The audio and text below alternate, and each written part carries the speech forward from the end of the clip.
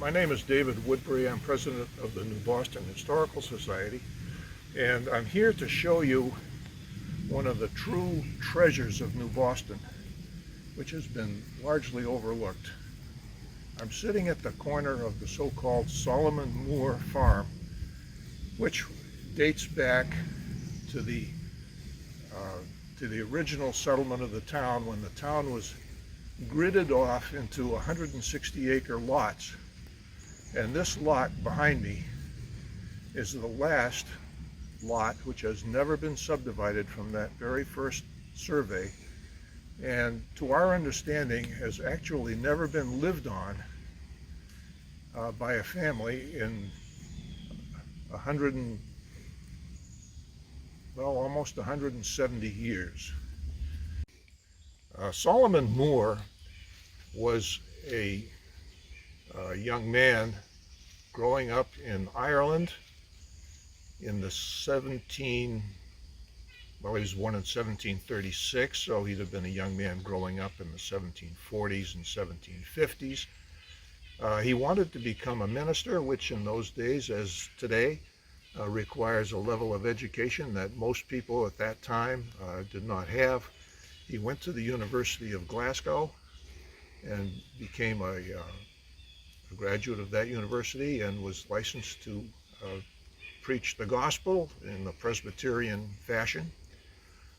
He came to which was not then the United States, but he came to Londonderry, New Hampshire shortly thereafter and cast about for a couple of things. He cast about for a wife, which he finally persuaded to marry him. Her name was Ann Davidson.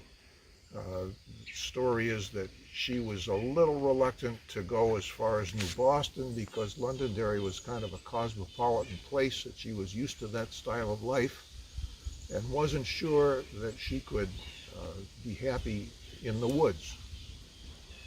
But in fact, because Solomon Moor was well liked by the people of New Boston and actually actively courted by them to become their minister, they gave him an even better lot than they had originally planned to give, and that lot is the lot now known as the Solomon Moor lot or Solomon Moor farm, and that's what you see in the video. And we'll go further on. Solomon Moor had a very successful and long career as the minister in New Boston. Died in 1803. Possibly of pneumonia. It said he got a cold and then congestion of the lungs. But his wife, the former Ms. Davidson, outlived him by many, many years. She was actually younger than he, and died living here on this property, and we'll show you where we think she lived. She died in 1842, aged 96.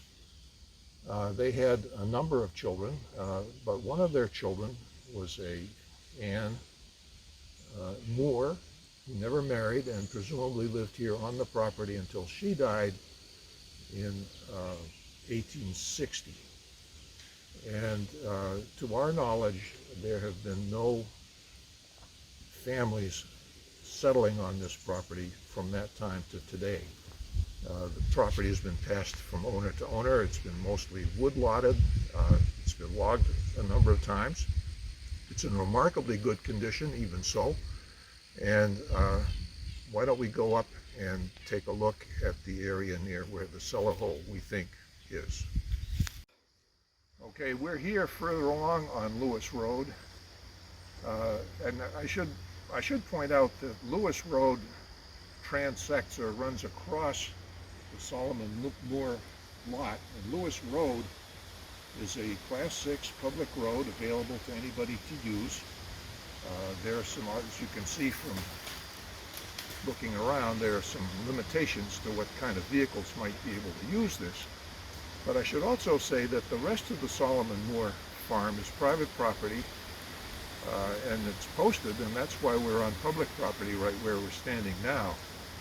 So you have to respect the owner's wish that the privacy be maintained.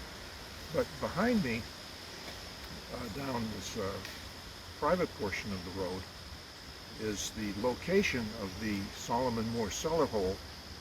It's not very,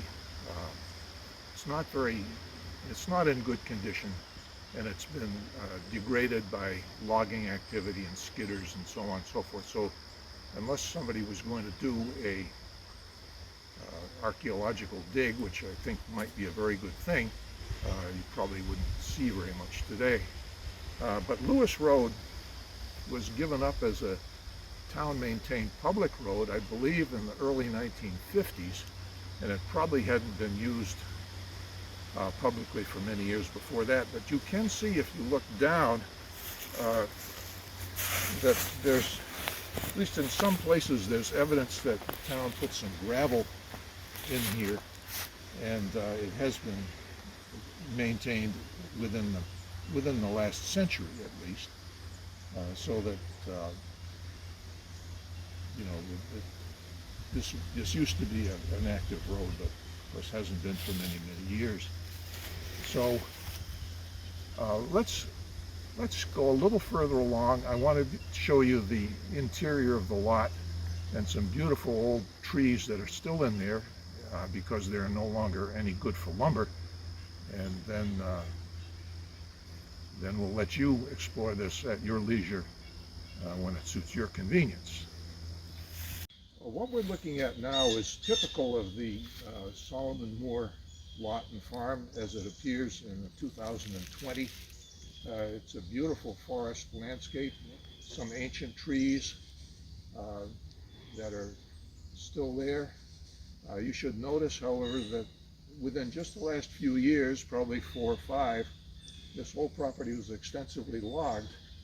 And what we're seeing is really a testament to the fact that the logging contractor did such an excellent job throughout this property that you almost can't tell that it was logged so extensively so recently. And my hat's off to the person who did this. But on the other hand, we'll look around to the other side of where we are to a scene that's not so happy. And this ancient Subaru and associated parts has been here for probably 10 to 15 years, and represents one of the tragedies that can happen to properties like this that are off the beaten track and that are